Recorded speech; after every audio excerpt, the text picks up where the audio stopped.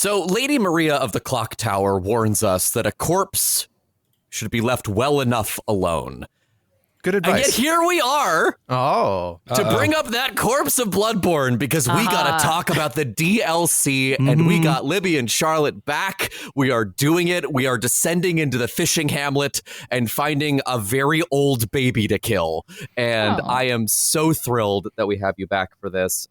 Libby and Charlotte, welcome back to the pod. Thank you for having us. Thank you. Happy So to be nice. back. Happy to So be back to nice. talk about our favorite game in the whole world, That's right. Bloodborne. I'm Yes. speaking for Libby here. I think it might be your favorite game, right? No, I think my favorite game is still Breath of the Wild. Much in the same way that I think Alien is the best movie ever made. But if I'm real with myself, my favorite movie is Lord of the Rings: The Fellowship of the Ring. And I think it's important to maintain that distinction in your heart. Would you say Bloodborne's a top 5 game for you, Libby? Oh, totally. Yeah, Okay, yeah, absolutely. I think I've decided I just have multiple favorite games, and that's just the way it is. Yeah, But because I'm the I same think- with movies. Yeah, Bloodborne is my favorite game, and also Breath of the Wild is, and also Ocarina of Time is, and that's just the way it is. Not Tears of the Kingdom? Either I'm more of a Tears of the Kingdom defender, I think, than a lot of people. I did have a great time with it. I think it fulfilled my sort of desire that I often feel in any Zelda game, which is it's nice to play just like really deep into what happens after you actually defeat Ganon, because all of those games end with, you kill Ganon and then it's just a big the end and you don't get to see what happens next. So I was like, I get to see what happens next. And then it was just like a lot of that and I felt very sated, but I also don't know if I'm ever going to go back to Tears of the Kingdom. I played a fuck ton of it, but still.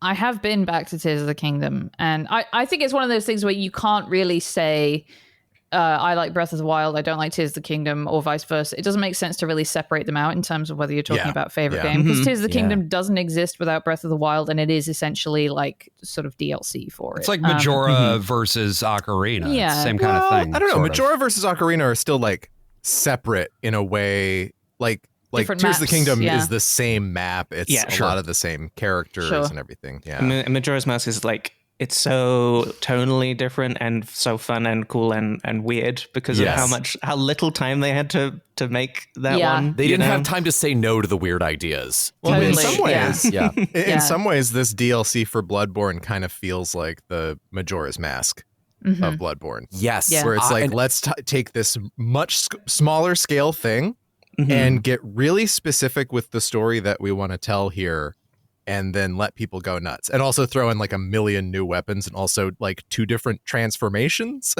Yes. Yeah, you can become a beast now. I've never played that. Have either of you ever played that build? Done a beast run? I think I started one with the intention of doing it, but it's one of those because you have to really get very far into the game in order to be able to like fully unlock all of that stuff, because the DLC it's technically you can get into it pretty early, but it's very, very difficult. And so you really do need to have basically finished the whole of the base game in order to be like, just to have enough levels to really get through it for sure. Yeah.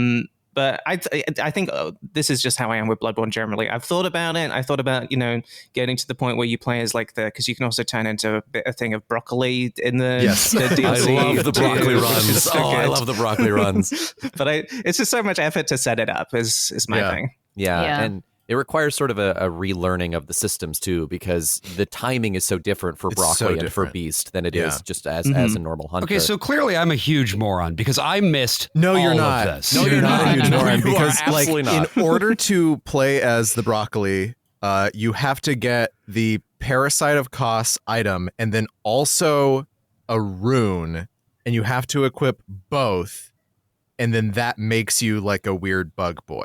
Got it. You know what I say when I become Or the bug broccoli? lady. You know what I say? I say broccoli, broccoli, broccoli. Yes, it's very good. right. It's very Chocolate good. bar. Yes, and you also when you become the broccoli man, you actually then own the rights to James Bond. It's a really lovely, That's right. lovely trade-off. For me, in terms of the DLC, I don't think Bloodborne is complete without playing the old hunters. It is so focused and so refined in a way that the base game feels very nebulous, very purposefully so, right? The story is very opaque. in the base game. But in the DLC, you have one goal, and it's to free the old hunters of their past sin, to get at the original sin of this group of people that you have joined.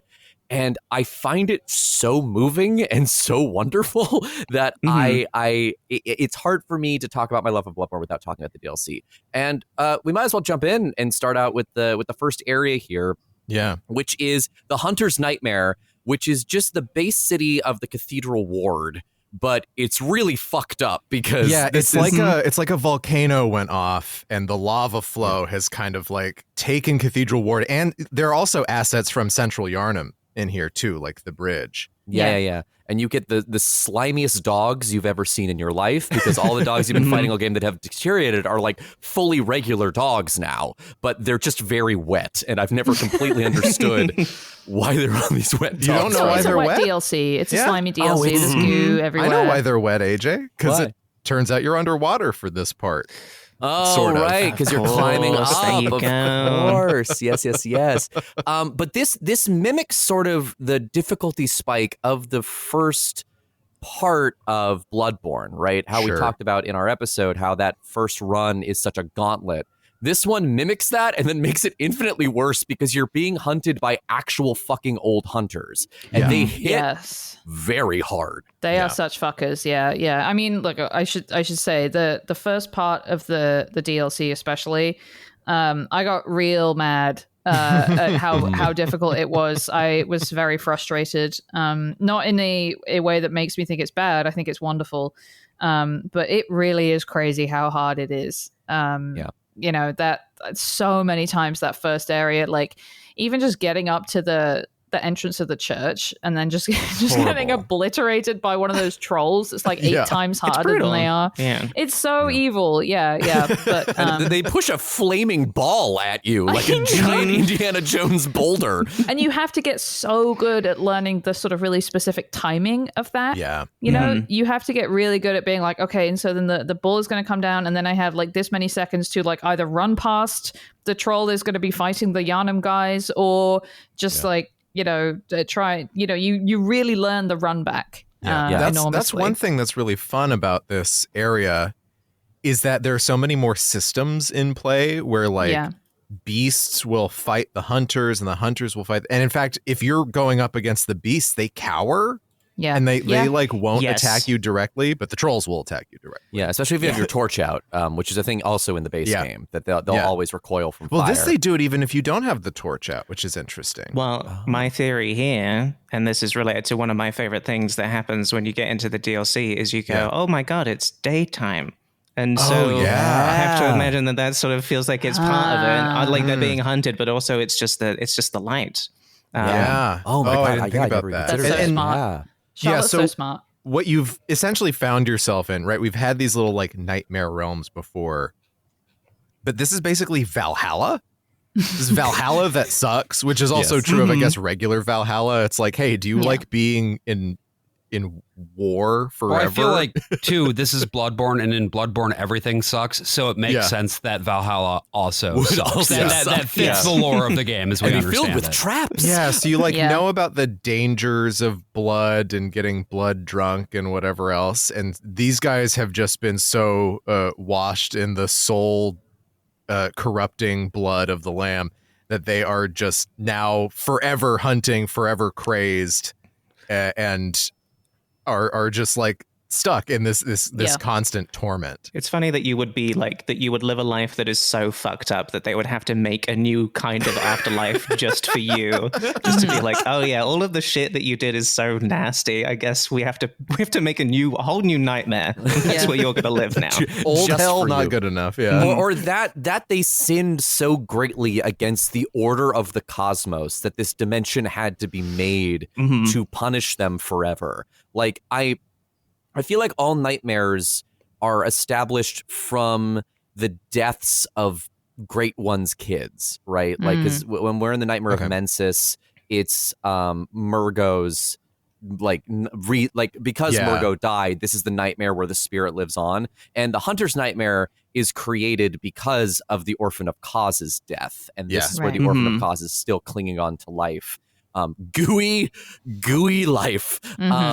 But there's a bit where this first level feels like a second draft of the beginning of Bloodborne, because it's also a little easier because there's shortcuts and there's lanterns that can help you. Brian did not find the second lantern and was just doing this entire run running up to Ludwig every single time. And I was like, dude, you have to unlock that shortcut. To be fair, I'm a huge quitter. So it was like 3 times. Then I was like, I can't play this DLC, AJ. I hate you.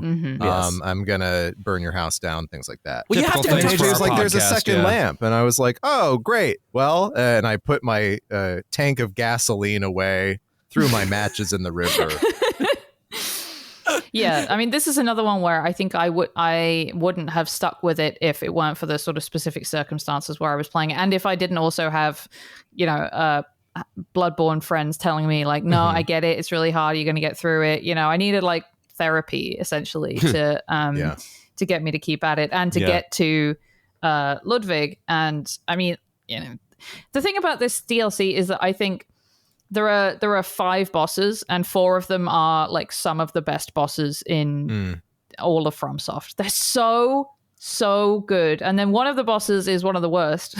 Wait, Libby, which one? It can't be the Living Failures, the greatest boss that FromSoft has ever developed, where you can get insta-killed by a comet behind you. Yeah, no, I did get very mad at that because it was just boring. It wasn't even like, oh man, this is hard. It was like, well, this is hard and boring. This feels like a job that I'm just trying to get through.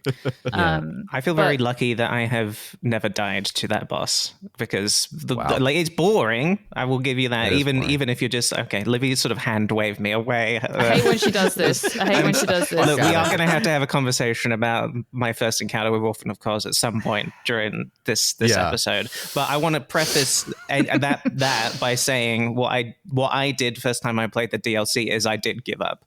I got to Ludwig and I was like, this is too hard for me. I don't think I can do this. I can't be bothered to sort of keep bashing my head against this. I'm just going to just leave and never come back. There is a very good clip of me beating Ludwig on my stream, and the just absolute genuine, like no filter between my like brain and the stream, just go yes it was just so fucking relieved to have done it, because I was doing it for probably 3 hours, and I was putting comfort videos on. I was like, all right, I have to put an Escape to the Country on while we do this, because it's too stressful. Brutal. And then you got like 100 people watching you do it. Oh no way. Yeah, I then learned about the cum chalice, and that's when I was like, okay, I'm going to get through most of the game, and then before beating the game, I'm going to do the cum chalice and get my levels up. I did most of the DLC at something around like level 76. So on not a new game run, on a first run. I was even higher than that, and I was still having a lot of difficulty. I'm sure I was higher than that. I don't remember what I was, but I absolutely was higher than that. I think I got through at the end of the DLC. I was like around level 100 the first time that I played it. So I think hard same for me too. And I my deep dark secret, and we'll get to this when we get to Cause, is that I bounced off Cause my first time. I set the game down for a year, and then I came back and I beat Cause on like my 3rd or 4th go. But I was literally like, I've made it to the end. I don't want to look up the cutscene, but I cannot do this. Like he is too fucking fast. And Ludwig, I think I fought him over the course of like 2 or 3 weeks, not in like little bursts of like an hour here, an hour there, because I would just get so frustrated with that first phase when he's just tanking you. I mean, the game also realizes how hard Ludwig is, because they do give you that one little guy who's banging against the gate that gives you 5 heals every time you hit him, blood vials, and you can summon up to I think 2 to 3 NPCs to help you out. I don't think you can summon them together, because I tried to do that and I remember a summon sign at least disappearing. But there is a good one that you can summon basically right outside the gate if you've made your little allegiance with that guy with the helmet with the one eye. Yeah, in the forest, in Snake Town, and in Snake Town. And there's another summon that you can have that's right by the lamp that is completely useless because she'll just die fighting the trolls instead of going to the boss arena. There is also a third one hidden in between the two trolls that you can get, but you then have to kill the two trolls every time, and it's honestly just not worth it. I hate those fuckers. Actually, I think those trolls is where I actually like first learned properly the timing and the position you have to be in to get a visceral, because I kept missing the backstab, and then someone in my chat, some patient saint, was like, totally, they did all the things you have to do to get me to listen to you, which was like, totally, it is so hard and you're doing great. You do have to stand just a little bit closer. And then I was like, oh, I get it. It's really nebulous. It's really hard to get a sense of how the backstabs and the viscerals work, because like I remember having that trouble with Elden Ring and Dark Souls as well, where I'm like, I feel like I'm standing in the right spot and it's just not fucking working. And Bloodborne was one where I did finally get the feel for it. And this first area too just has a whole bunch of like fun little nooks and crannies. We mentioned the beast ability that you can unlock by fighting a very quick little beast man who's hidden off on like one side of the house. There's a little cave where a guy with a flamethrower will just annihilate you the minute you walk inside. And then if you go even further in, it summons like 20 enemies to like fuck you up. Is really funny. Yeah. And that's such a great like FromSoft practical joke. But you have to fight Ludwig, and Ludwig is the head of the Hunters of the Healing Church. Yeah, you've heard his name like 1,000 times. You can use his weapon. Not the great. Not the weapon sword. he has in the fight. Yeah, his old weapon, the one he abandoned, I guess. Yeah, it's not just in the game itself. Most of where you're seeing his name actually is in the loading screen. Because there will be time and time again where it's like, Ludwig did this, Ludwig did that. You're and you so just be right, like, who the fuck is Ludwig? That's true, because you forgot to, you didn't know how to man. use the press square on an item to read the item description outside of the loading screen. Yeah, it's a hell of a fight. There is when it starts, you walk in and there's this little freaky little guy who's like crawling out of the corpse pile. He's like, Ludwig, save us, save us. And he can survive the fight and has dialogue if you are somehow able to keep Ludwig from running him over like a train midway through. How is that possible? Because, I mean, just to frame this up, if you have not played this, he is so large and moves so fast, because the whole idea here, and as we were mentioning, is that when you I want to make sure I'm getting the lore correct here. That you drink too much blood, and then you go to Hunter Hell Heaven, shitty Valhalla, shitty Valhalla, and your punishment / reward is that you get to be the big beast that is no longer fully human, and the beast blood has transformed you. That is not a reward. That is a punishment. Okay, punishment. I am presuming that they actually became beasts before they ended up in shitty Valhalla, just on account of the beasts you run into in the main game. Oh, sure. Like that one guy who is like a cannibal who's on the roof eating that other guy. Or the cleric beast. That used to be a person. Okay. Yeah. So like Ludwig is also interesting because it seems like there's a sort of generational divide in what kind of beast you turn into. Like later guys can be more bird-like or dog-like or whatever, but he's a horse? Yes, he is a horse, yes. Wait, what's that sound? What is that? Oh. I didn't hook up the iPad, so... AJ's Horse Corner. That's pretty good. That's a pretty good Winnie there, Brian. Yeah. Run me down, Ludwig Daddy. No, I didn't prepare one for this. You didn't do it. This has been AJ's Horse Corner. Thank you. Mel's pregnant. Thank you, Libby and Charlotte, for enduring a horse corner. Hey, look, Usually we there's do a the same clip. stuff on our show. We make people sit through British Sword of the Week every time. Oh, we were actually We were talking about about doing the Yarnum thought of the week. Oh, yeah, that's probably yeah. Now let's think about it. So instead of tea's quite nice, it's blood's quite nice. That's quite nice. I think we said the exact same thing. Yeah. What happened to Ludwig? Yeah, there we go. I think Ludwig, as we have mentioned before, is one of the greatest boss fights that FromSoft has ever made.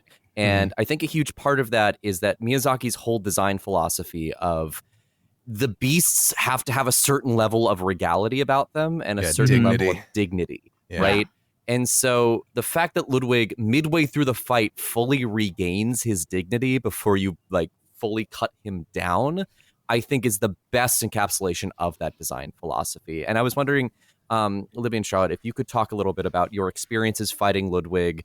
Do you find one phase easier than the other phase, etc.? I don't know if I found one easier, or I don't know if I remember it. I just remember that it is a fight. I remember sort of thinking, man, this is really hard. I'm just doing my best to sort of get through it, but also just sort of being like in awe of it as it was happening as well, you know? Because I just think you're so set up for the mid phase sort of like transformation to be, I'm going to turn into sort of like a more feral beast. So the fact that he brings out, you know, the Moonlight Greatsword and is just like, I'm sort of like way more, has more dignity all of a sudden, is sort of way more purposeful in the moves that he's doing. I was just like, this is just really cool. I wouldn't really think about much else. This is really cool. Thoughts, and I'm just Moonlight trying to stay Greatsword. exactly. Yeah, I would say that cutscene is an unskippable cutscene in the sense that if you skip it, you're crazy. It's so cool every time. And I mean, I don't think that I think this is one of the bosses where I found it really hard, but I never got like mad at it in the sense of I wish I wasn't doing this. It's like I'm just happy to be here, you know? I'm just honored to be here, part of this fight with Ludwig. Thank you so much.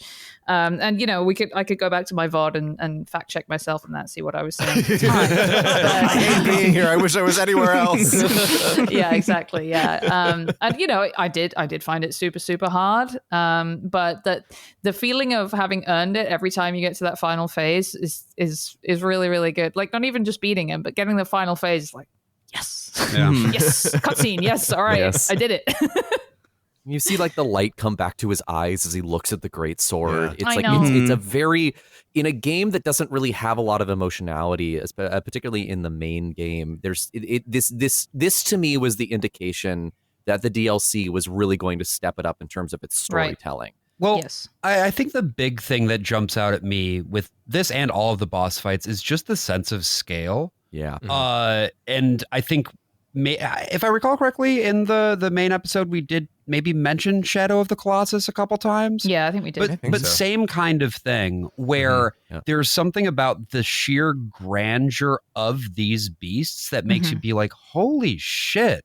Yeah, I made him explode. Yeah. And it's partially about making you as the player feel small and weak. Yeah. And it makes the fights feel less like an equal battle, which I think a lot of the boss fights in the main game feel that way.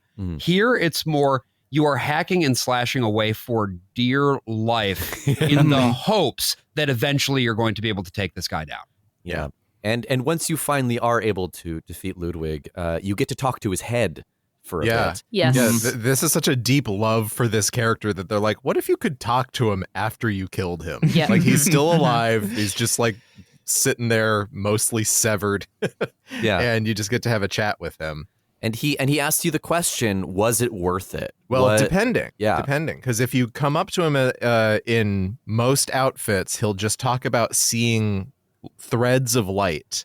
But if you go up to him dressed as someone from the Healing Church, if you have some kind of church garb, it changes his dialogue where he asks you, you know, are the hunters good? Did my cause actually work out, or was it as misguided as all of my haters were saying? Yeah, and you can choose to tell him the truth, which is the haters were right, or you could lie to him and say they did good, and in one sense he's able to die with some sense of peace, and in the other one he turns fully into a horse. Oh. Wait, so what did everyone do? Did you lie to him or not? I lied to him. Yeah, I lied to him. I always lie to him. I love to tell that guy the truth, man. Oh, yeah, okay. You know, I feel like I know it's more painful for him, but I feel like that is the nicer thing to do. Charlie, you're so fucked. You're so I know. fucked. But I don't know. He was really mean to me. Like he was. That is true. Yeah, like that shit sucks. He stomped me to death a lot of times. You know, you can get your subtle revenge on him that way. Yeah. But I think it's such a testament to this boss battle and to the way they framed that literally, like, I think 15 to 20 second cutscene that makes you be like, oh man, I don't know if I can do this. I don't know if I can fully ruin his dreams. He's just a little head, you know? Yeah. He's just an head. And you can also kill him. You don't have to touch him at all. You can just slash the head and he can die. And if you don't do that, this other hunter who's traveling through the nightmare with you, this guy named Simon, who has a lovely little bow and arrow that's very effective. About Simon. Little Simon. Yeah. He explains to you basically what the fuck is going on. He's like, so you think you want answers? Trust me, my guy, you do not. Is Simon the guy who's all kind of covered in rags and stuff? Yeah. He's kind of mummy looking. Okay. Yeah, and he puts Ludwig out of his misery. Like if you come back and reload the thing, you can talk to him, and there's an arrow in Ludwig's eye because he shot him to death. And so basically he's your constant throughout all the DLC. He's the one leading you deeper and deeper down the rabbit hole. And then this next area is we climb up into the laboratory of the old hunter, of the healing church. And you enter into a room that is like copy and pasted from the Brotherhood of the Wolf movie. Like there's a scene in it that is just this sick room that you climb up into this church. There's also a guy in a prison cell underneath that's ringing a bell. Yeah, and but it's just you can't hear it. Yeah, and if you can tell him either I don't hear it or I do hear it. And if you tell him that you do hear the bell, he's like, you're lying. And I'm just gonna say, put a pin in him because you should come back to him. It's important. Yeah, and there's another guy in another jail cell who's named after one of the developers of the game, and he's just bashing his head into a wall over and over again. That's so real. I like that a lot. That's so funny. I did not know that. I always wonder. I was like, why does this guy have a Japanese name? And it's like, oh, it's just one of the guys making the game. Right. And you climb up and you put, I believe, Lawrence's skull onto the altar. It's there. An eye. It's a little eye. It's his eye that you put into a skull. Yeah. Actually, that's something that's worth noting is that one of the first things that you're supposed to do when you're in the nightmare, and I didn't realize this, is you're supposed to go like pretty much make a beeline up to the chapel because that's the place that you need to go at the end of the real world thing to fight. Who's doing Amelia? That's the Amelia, right? And it's only after you fight Amelia that you can get into the DLC too. And so, can we say as well, the way you get into the DLC is hilarious. It's so my God. So ridiculous. I have the physical copy of Bloodborne, and then I was like, oh, I need to get the DLC because AJ's making me do it. I also bought some gasoline at that same time for different reasons. And he goes to the GameStop that also sells gasoline. Yes. Of course. Look, times have been very hard for GameStop. They have to branch out. So I bought the DLC and it's like $10 or whatever. And then I'm like, it's not downloading anything. Oh, fuck. Do I have to buy like a digital? I was like looking online. Everyone's like, what the fuck? Where's the DLC? It's not like having the same problem that I had. And it's like, no, it's just in the game already. Yeah. Just fire up the game and you'll see.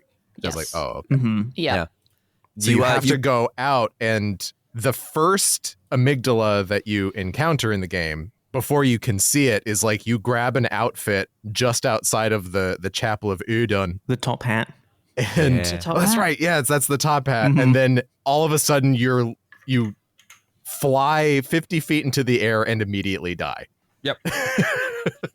Turns out this is the way you get into the DLC.